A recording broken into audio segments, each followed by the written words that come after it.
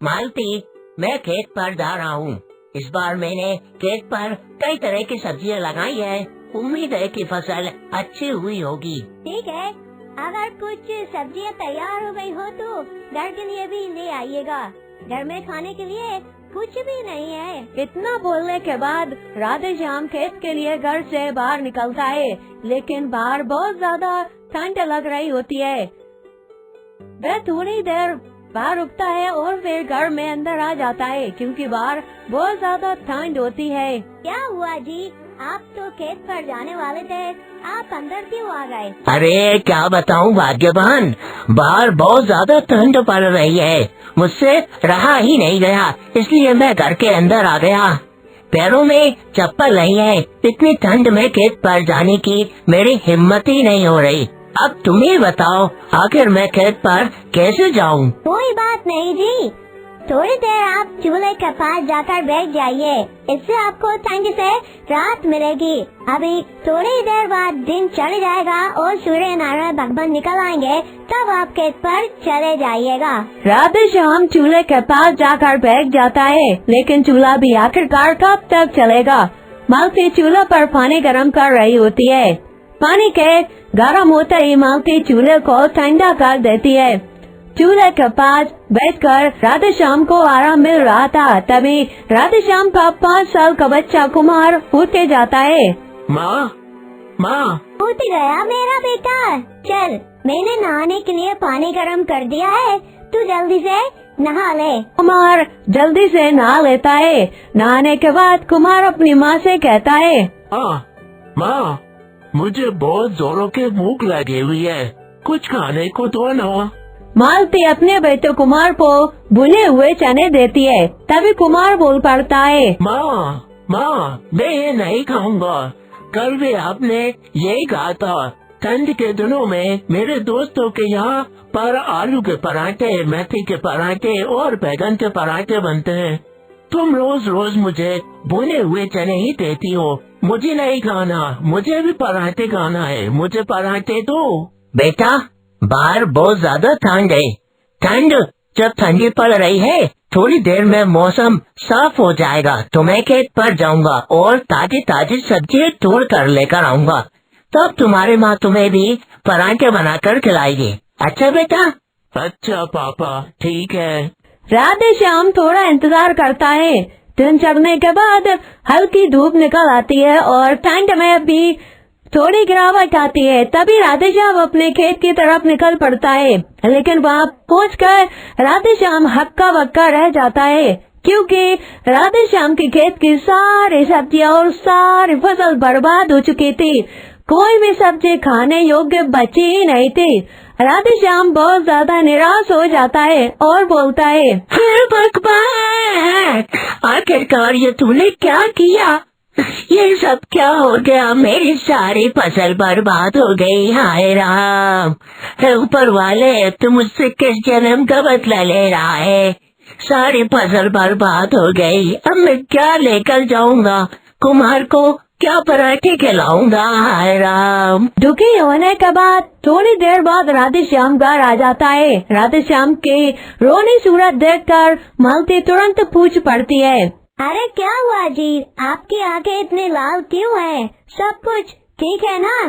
कुछ भी ठीक नहीं है मालती। हमने जो फसल लगाई थी वह बर्बाद हो गई। हमारी सारी सब्जियां बेकार हो गई। अब मैं क्या करूँगा और खेतों में जाकर क्या बेचूंगा? अरे पहले बताइए तो आखिर हुआ क्या है? मालती, सारी सब्जियां ठंड से बेकार हो गई। सारी सब्जियां एकदम सड़ गई। अब मैं क्या करूँगा और बाजार जाकर क्या बेचूंगा?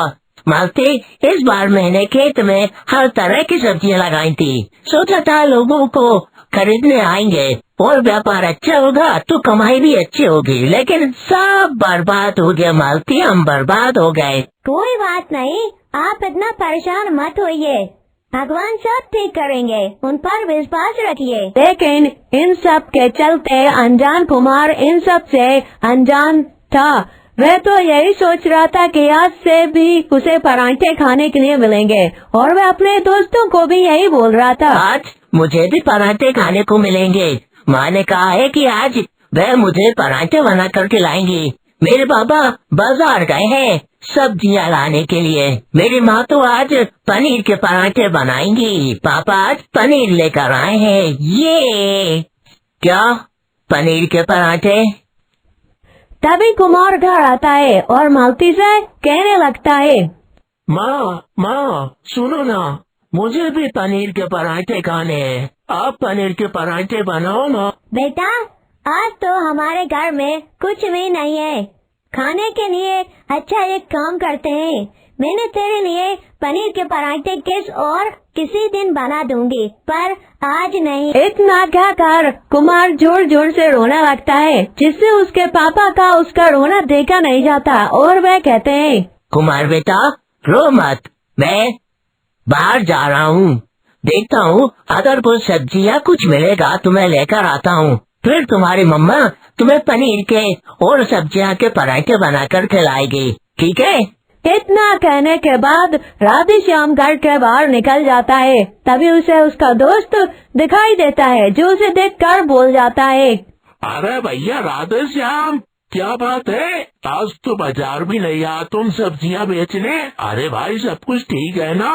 अरे नहीं भाई, ऐसी कोई बात नहीं है। दरअसल ठंड की वजह से मेरी सारी सब्जियां बर्बाद हो गई, एकदम से बर्बाद। मेरे पास कुछ है ही नहीं बेचने के लिए, यहाँ तक कि मेरे घर पर भी कुछ नहीं है।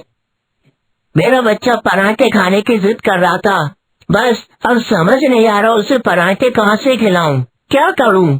अरे रे भाई, अगर ऐसी बात है तो एक काम कर, मेरे पास ये 2 आलू बचे गए हैं, जिनमें घर ले जा और इनकी बढ़िया सब्जी रोटी बना और तू खा और तेरे परिवार को भी खिला।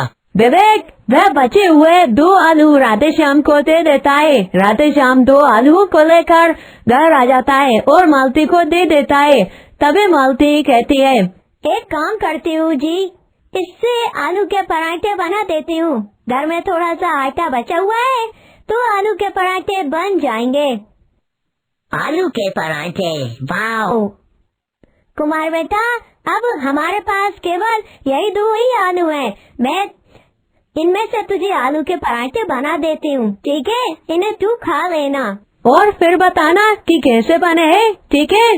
मालती उन 2 आलू से आलू के पराठे बनाती है। उन 2 आलू से आलू के 4 पराठे बन जाते हैं और वह 2 आलू के पराठे कुमार को खाने के लिए देती है। तभी कुमार, ये आलू के पराठे तो बहुत ही ज्यादा स्वादिष्ट है, पनीर से भी ज्यादा स्वादिष्ट है। माँ तुम आलू के ही पराठे बनाया करो, मुझे आलू के पराठे बहुत पसंद है। ठीक है मेरे बच्चे, अब तू पेट भर के खा ले और आराम से सो जा। उन आलू से केवल 4 ही पराठे बनते हैं। 2 को कुमार खा लेता है और बचे हुए 2 पराठे मालती और राधेश्याम खाकर